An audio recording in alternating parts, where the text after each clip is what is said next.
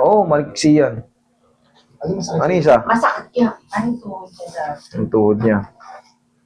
Ito naman, twisted and aray-araytis din. Yan, nagkaroon ng, ayun naman, lalaking spar. Mga bone spar na yan. Ito, wala sa forma itong ano na to, patela niya, wala sa forma yan. Nakadiretso, dapat yan, nakaluba. Kaya masakit yan noon nung pina-x-ray ka. Nagbukas ako ng bigas ito, ano? Ay, wala nga, hindi nakabalik. Ito, mami. Tingnan natin. Tingnan natin yung kanan mo. Tingnan. 24. 24? 74 pa lang. Magse-70. Sige, higa kayo. Hindi naman masasaktan si mami. Ano lang yan? Magugulat lang yan. Ayan o. 10 weeks din namin pinatherapy yan. Ayan o yung layo. Ayan o. Ito, balakang ko masakit. Ito, tuhod. Dito nga, ang tawag dun, mga arthrosis na yun, pwedeng tawaging arthritis, pwedeng tawaging degenerative, pwedeng tawaging necrosis. Kasi yan, lumiit na yun. Isang ano na yun. Pagtatabihin ko lang ha. Gaano kalayo yan, Makikita sa x-ray pa lang na alam mo nang umigsi. X-ray pa lang, nakita mo na. Laman ko na agad Saka parang namamali. Kamukha nyo si Rosa Rosal ba yun? Oo, yung... Pinakabuka pa. Maganda talaga yung galang-galang. Kamukha nyo yun, artista. Kami kamukha. May bansag na kayo ngayon. Yung sa Red Cross dati. Ako po. Ganyan nga si Pakistan, tsaka yung Pakistan Isay. Kunti pa. Ito yung mahaba eh. Sana maging okay.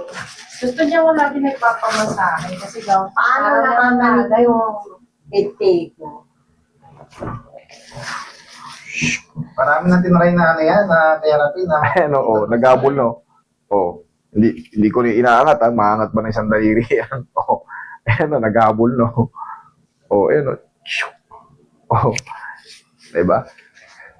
Pero, magkaganon pa man, yan ay umahaba lang din. Pero katagalan, pag naglalakad si mami, babaon din yun. Bakit? Kasi sa mga arthrosis na, yung degeneration or degenerative na, nagkakaroon kasi ng tinatawag na mga riba-riba sa hindi na healthy yung mga bones nyo.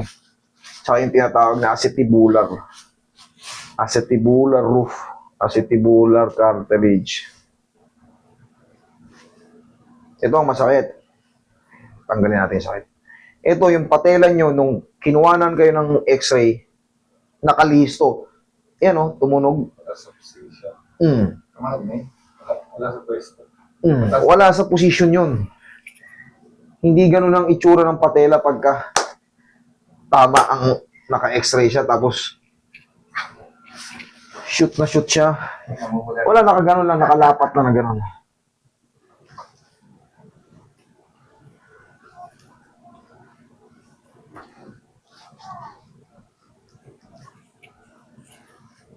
Saka pagka matagal ako nakatayo, mga isang oras, masakit.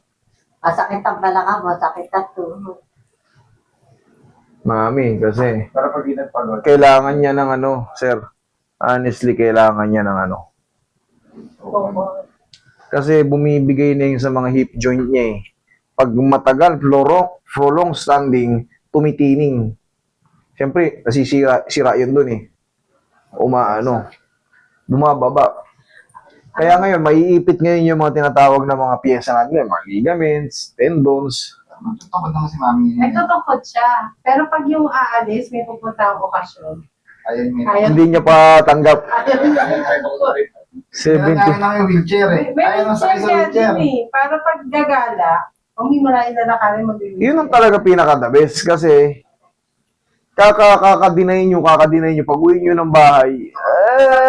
Sakit na ganito ko. Gusto kong ipailot. Sakit na ganito ko. Ngalay na ngalay. Ang kirot. Bilan nyo ako ng gamot. Lagi namin naharapan ng higit yan. Hindi naman siya kada ang pupuntahan namin. Pag-uwi, okay, balik tayo doon. Pagkaranin ng araw. Yun nga, siyempre bumabaon eh. Tsaka yung lakad ng lakad, siyempre nagkikreate ng friction yun.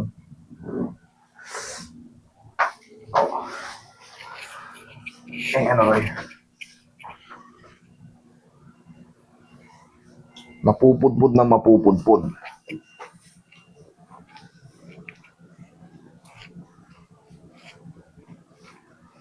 Pero yun, mami, yung tuhod nyo, mga tuhod nyo, itong ano nyo, alagaan nyo na ng pau. Pau lang. Pagka, kunyari, gumala kayo, binati nag-mall kayo, salubungin nyo muna ng pau bago kayo lumabas ng bahay. Ang daming pa, isang sako. Doon po, ibaw. Yun ang pabango mo, kaya. Hindi naman po ano eh. Hindi naman po amoy matanda eh. Iba siya eh. Di ba? Ano lang siya, menthol lang siya. Hindi yung katulad ng, alam nyo na, ibang brand na, Ano yung pinapahid? op. No. Ano yun eh. Pag pumasok sa baoy, may matanda na. Malalaman mo talaga, may senior citizen na pumasok eh. Ito, menthol lang to eh. Kahit pa paano, makakapagpaluwag ng hininga eh.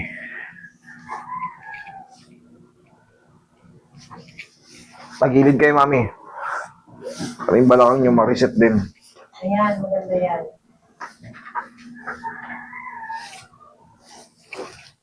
Straight nyo nun sa ilalim.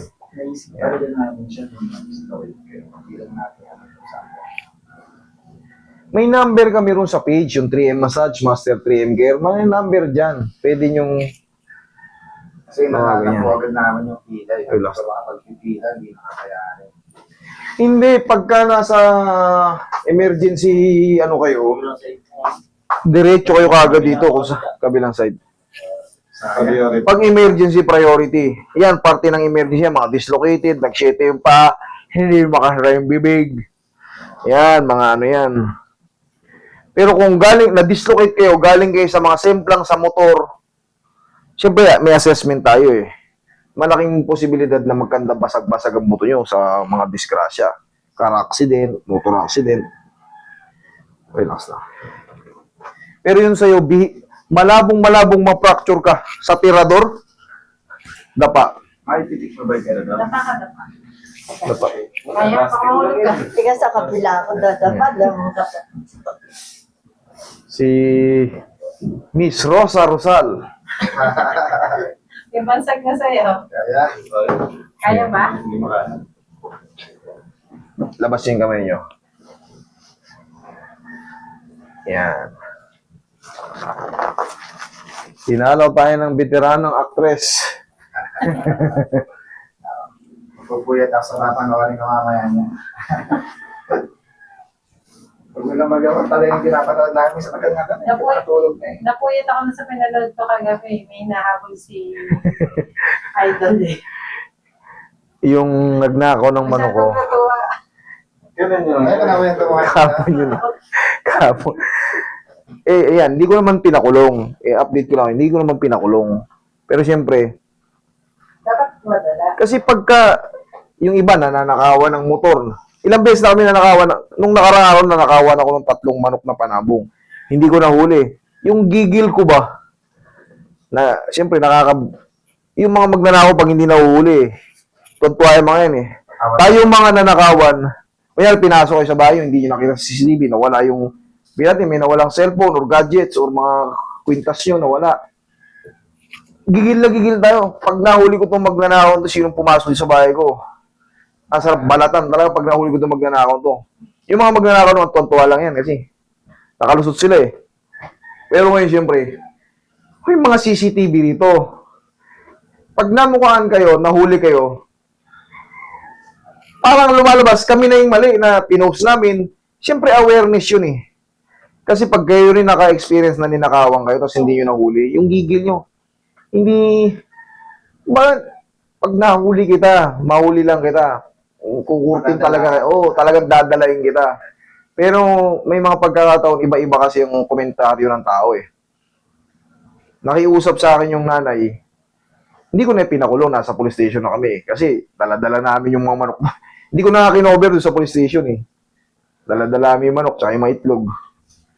Tapos, yun nga, pinakawalan ko lang din. Ngayon, nakikiusap na, i-delete ko yung video. Yan na yung yan na yung pinaka consequences ng ginawa nyo. Kasi, Hindi ka na makukulong. hindi ka naman mapopost dyan kung hindi ka nagnakaw. Ba't nagnakaw ka? Di ba? Yun lang yun eh. Kasi, pag hindi kayo nahuhuli, tontuwa kayo. Yeah? Pero, yung mga piling na nanakawan, tapos hindi mo nahuli yung magnanakaw, Pero ano ka nang gigil? pag gagawa na ako ng CCTV, para papakapit ako sa CCTV para mahuli ko itong mga magnanakaw na to. Lalo yung mga nakakarnapan ng motor, tapos hulugan ba? Kakaawa. Kakaawa. Sa amin kung istorya niya, nakarang araw lang. Kakaawa. Kinuha na Tiyaya. ng Max, tapos binaril.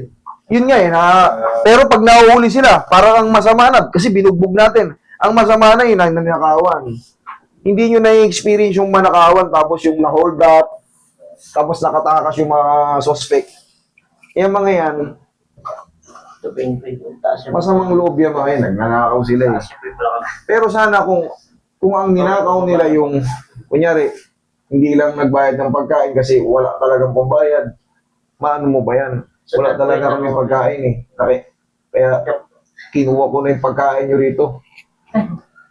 Yung mga manok kasing panabong, mga manok na mga ganyan, mga hybrid, may presyo yan. Pressure yan. Inhale. Exhale. Kaya maintindihan nyo sana ako kung bakit ko pinost yan. Naiintindihan namin. Tamo sa buwan po itong isa. Subukan mong manakawan ng panabong. Yung mga derby winner namin, 3, ninakaw nung nakaraan. Ninakaw. Hindi na yung mahuli.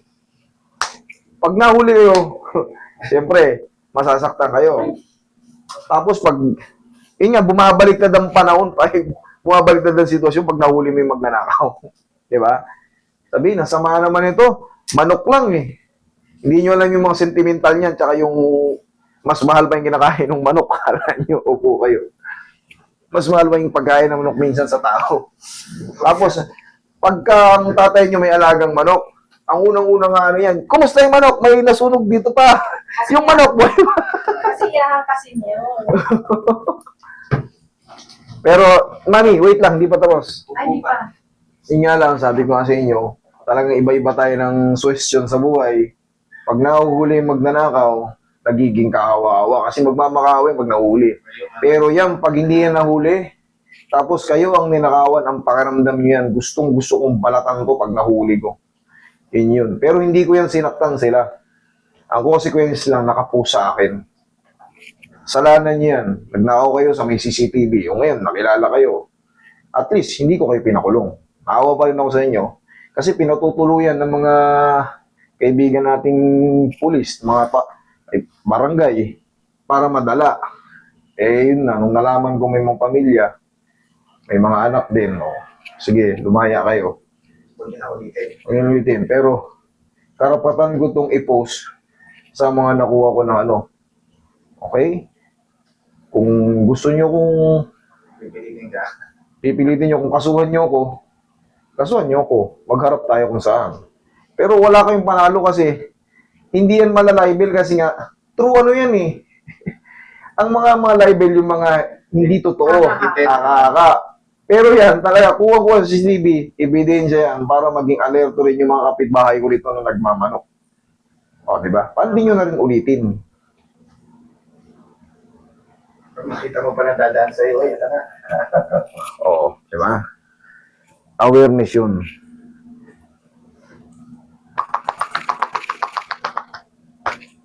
Ayan. Lakad kayo. Check nyo yung balakang nyo, pati yung tuhod nyo. Lakad ka daw. Taron. Sakit yung tuhod nyo, okay naman. Wala. No, wala. Ay, kasalanan nyo yan.